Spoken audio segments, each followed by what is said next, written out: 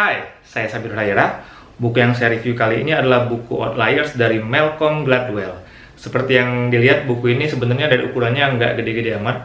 Tebal halamannya ini sekitar 340-an halaman, dan di dalamnya ada 9 bab dan dibagi di dalam 2 bagian besar gitu. Buku ini sendiri sebenarnya buku dengan genre motivasi, tetapi yang menarik adalah di dalamnya ini menyertakan berbagai angka, data, dan fakta beserta berbagai hasil penelitian yang itu sebenarnya bikin saya tertarik banget membacanya, karena saya jadi lebih percaya dengan apa yang dia sampaikan tentang motivasi-motivasi yang ada di dalam buku ini gitu. Nah, buku ini nyeritain tentang apa sih? Jadi seperti judulnya Outliers. Outliers itu artinya pencilan atau sesuatu yang sebenarnya terlalu ekstrim atau terlalu menonjol gitu ya. Dan di dalam buku ini maksud dari outliers itu adalah sesuatu yang seseorang yang ibaratnya itu terlalu menonjol, dia punya bakat yang terlalu menonjol atau punya keahlian yang memang terlalu ekstrim dibandingkan orang-orang lainnya, atau bisa juga diartikan sebagai seseorang yang tingkat kesuksesannya terlalu menonjol juga dibandingkan dengan orang-orang atau masyarakat biasa gitu. Saya akan mulai cerita tentang dari isi bukunya. Jadi sebelum masuk ke bagian bab utama gitu kan, buku ini menceritakan sebuah cerita di bab pendahuluan. Ceritanya itu jadi pada tahun 1900-an, ada sebuah kota di Amerika Serikat yang mana semua penduduk di dalam kota tersebut itu adalah imigran yang berasal dari sebuah kota di Italia. Artinya semua orang di kota itu sebenarnya orang pindahan dari suatu kota di Italia tadi gitu.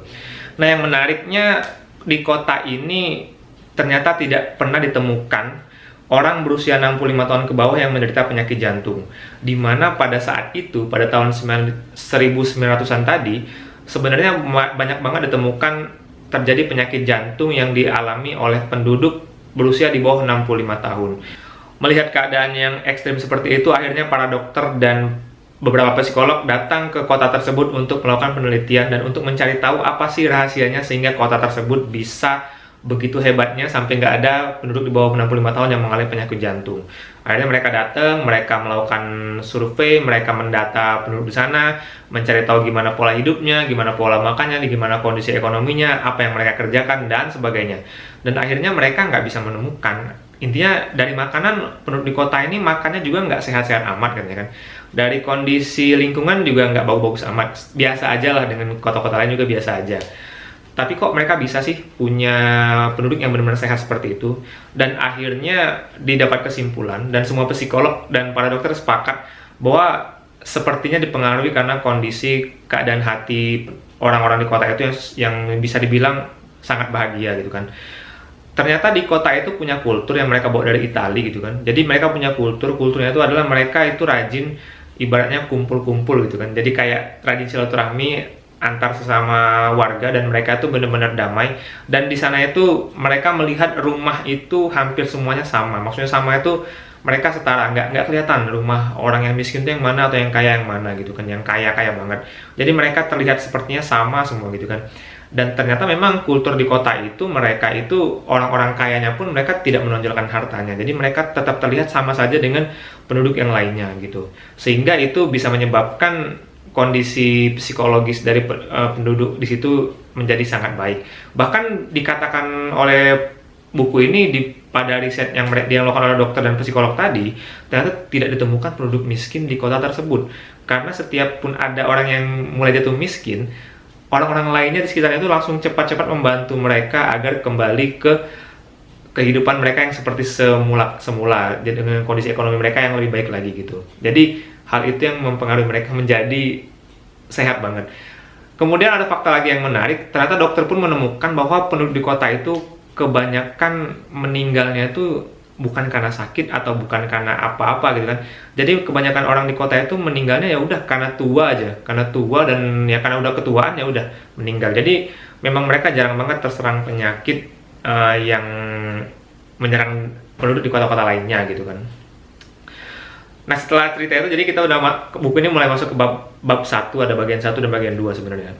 Jadi pada bagian 1 ini sebenarnya si penulis banyak menceritakan tentang biografi orang-orang sukses atau orang-orang outlier yang ada di muka bumi ini. Sebagai contoh sih yang diceritain di dalam buku ini, ada Bill Gates, ada band The Beatles, ada juga Bill Joy, si pendiri Sun Microsystem, dan ada berbagai jenis hal lainnya gitu. Nah, pada intinya di buku ini nyeritain tentang baik Bill Gates, soalnya dia nyeritain tentang si Bill Gates. Jadi intinya dia cerita Bill Gates itu saat ini menjadi orang yang termasuk orang yang paling kaya lah di muka bumi ini gitu kan. Dan hal itu dari mana sih dia dapatkan? Jadi berdasarkan biografi yang dia baca dari biografi Bill Gates dari berbagai sumber, ternyata Bill Gates itu memang terlahir di era-era saat komputer itu baru ditemukan. Dan pada saat Bill Gates remaja, sebenarnya komputer itu katanya ya intinya nggak semua anak punya akses untuk mempelajari komputer. Komputer itu cuma bisa dimiliki oleh seperti universitas atau perusahaan, dan memang nggak mungkin banget dimiliki oleh orang umum karena ukurannya gede banget, nggak mungkin ditaruh di rumah, dan harganya mahal banget. Nah, Bill Gates kebetulan bersekolah di sebuah sekolah elit di Amerika, dan sekolahnya itu SMA-nya itu punya komputer, dimana katanya mungkin SMA yang punya komputer tuh cuman SMA-nya Bill Gates aja waktu itu kan, karena langka banget gitu. Nah, dulu orang bingung loh lihat komputer, mereka ngerasa ini barang aneh, ini barang-barang canggih kan orang zaman dulu. Tapi nyatanya ada beberapa orang yang minat, dan salah satunya adalah si Bill Gates yang selalu rajin ngoprek komputer saat dia SMA. Bahkan dia ibaratnya menelantarkan pelajaran yang lainnya gitu. Nah, kemudian Bill Gates pun singkat cerita dia selalu punya kesempatan, dan bahkan dia dikasih proyek lah, dikasih kerjaan dari sebuah perusahaan karena dia emang menguasain komputer kan, karena waktu itu orangnya langka, dan Bill Gates salah satunya. Jadi di SMA itu udah dikasih proyek dan ngerjain proyek membuat aplikasi gitu kan, dimana itu menjadi sesuatu yang berperan banget untuk meningkatkan skill yang dimiliki oleh si Bill Gates itu sendiri. Yang artinya dia udah unggul kesempatan, dia punya kesempatan untuk belajar, dia punya kesempatan untuk mencoba membuat aplikasi secara langsung dalam industri yang sebenarnya gitu kan. Dan pada akhirnya ya dia seperti sekarang ini, dia jadi CEO Microsoft yang memang bisa dibilang salah satu orang yang terkaya di dunia pada saat ini gitu. Kemudian ada juga cerita tentang The Beatles. Jadi kata dia band The Beatles itu nggak serta-merta dari lahir udah jago ngeband dan jago bikin lagu yang keren-keren. Jadi seperti yang diceritakan bahwa Beatles itu pada saat mereka belum ngetop, mereka punya kesempatan dan mereka dikontrak oleh orang Jerman untuk melakukan konser, maksudnya manggung ya, kayak manggung di kafe-kafe gitu setiap malam selama 4-7 jam setiap malam, dan itu setiap malam berjalan selama berbulan-bulan. Dan kalian bisa bayangin artis-artis aja kalau konser biasanya 1 jam 2 jam gitu kan. Nah, ini Beatles manggung setiap hari gitu, 4-7 jam setiap hari. Jadi artinya mereka setiap hari main musik, mereka semakin kompak, semakin jago main musiknya, dan mereka semakin jago untuk menguasai audiens saat mereka manggung tadi. Dan itu juga setelah beberapa tahun kemudian mereka barulah mungkin menjadi semakin matang gitu kan, semakin matang dan semakin siap untuk di level industri yang lebih tinggi lagi. Dan mereka akhirnya menjadi band, ya bisa dibilang mereka itu salah satu band terbaik yang ada di dunia sepanjang masa gitu kan, seperti saat ini.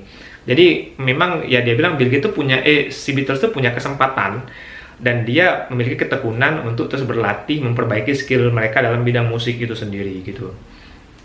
Nah, kemudian di buku ini juga menceritakan tentang kejeniusan. Jadi dia mungkin kita sering nonton film di mana tiba-tiba ada orang yang super jenius, misalnya anak 9 tahun yang tiba-tiba nggak tahu dari mana, punya skill dari mana, dia udah jago banget main gitar, mengalahkan bahkan semua gitaris yang ada di dunia ini gitu kan.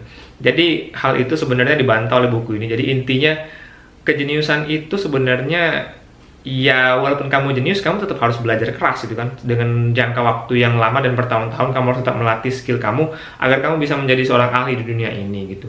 Jadi nggak ada yang namanya keahlian atau orang yang outliers itu yang sifatnya instan. Jadi mereka memang membutuhkan sesuatu ketekunan yang mereka lakukan selama bertahun-tahun dalam jangka waktu panjang. Bahkan di buku ini ada sebuah teori yang dia katakan, ada psikolog yang mengatakan bahwa kalau kamu mau jadi ahli, kamu harus minimal mendalami ilmu yang kamu geluti itu minimal 10.000 jam selama hidup kamu. Jadi kalau kamu mau jadi pemain gitar ahli di dunia ini, minimal kamu harus latihan gitar selama 10.000 jam. Dan 10.000 jam itu bukan waktu yang sebentar gitu kan. Yang artinya memang di sini dibutuhkan ketekunan banget agar kita bisa menjadi seorang ahli atau seorang outliers tadi. Bahkan dia nyontoin contohnya si Mozart. Jadi Mozart itu salah satu musisi yang bisa dibilang jenius. Orang-orang sih bilang dia musisi yang jenius banget. Nah, ternyata setelah di track dengan biografinya. Bahkan para musisi-musisi yang mendengar instrumen yang diciptakannya di awal-awal karir, ya mereka tuh nganggap instrumennya itu di bawah standar lah untuk orang-orang seumuran dia gitu. Jadi walaupun katanya jenius, ternyata di awal-awal pun dia kelihatannya nggak jago-jago banget nyiptain instrumen. Tetapi setelah dia berkarir selama 20 tahun lebih, dia akhirnya menciptakan instrumen yang memang diakui dunia sebagai instrumen-instrumen terbaik sepanjang masa yang ada di dunia saat ini. Nah, itu tadi cerita di bagian pertama. Jadi saya terus terang ketika baca bagian pertama di buku ini, saya bahkan ngerasa ini adalah buku terbaik yang pernah saya baca waktu baca bagian pertama. Tetapi ketika saya baca bagian kedua, ternyata isinya nggak semenarik bagian pertama. Jadi bagian kedua ini bercerita tentang adat istiadat atau etnis itu berpengaruh juga pada karir seseorang gitu kan. Sebagai contoh, orang Asia itu katanya selalu jago matematika, kita kenal katanya kan, orang-orang Cina, Jepang, dan Korea katanya kan. Hal itu dipengaruhi dari bahasa mereka, karena bahasa mereka itu, bahasa-bahasa yang mereka gunakan itu adalah bahasa yang lebih mudah digunakan untuk memahami matematika dibandingkan bahasa Inggris seperti itu. Jadi dia nyeritain itulah intinya kalau itu tentang intonasi bicara, tentang adat istiadat atau adab kita berbicara dengan orang lain. Intinya dia ngomongin itulah di bagian-bagian kedua, dan saya terus terang nggak terlalu excited sih di bagian keduanya dibandingkan dengan bagian pertama yang menurut saya just banget gitu. Nah, buku ini sendiri di Goodreads.com sudah dapat rating 4,16 dan ini sudah di rating sebanyak 500.000 user yang ada di Goodreads.com. Dan saya terus terang jarang banget nemuin buku yang sampai di rating oleh 500.000 user. Jadi ini salah satunya. Jadi artinya buku ini bisa saya bilang buku yang fenomenal banget artinya di dunia ya. Bahkan yang voting pun sampai 500.000 user gitu. Jadi saya pun wow gitu waktu lihat jumlah voternya di Goodreads.com. Nah, kalau saya sendiri yang diminta voting buku ini, saya akan kasih nilai 4 dari 5. Itu review dari saya, semoga bisa membantu kamu menentukan bacaan kamu selanjutnya. Dan kalau kamu suka dengan video ini silahkan like, kalau nggak suka silahkan dislike. Akhir kata, terima kasih.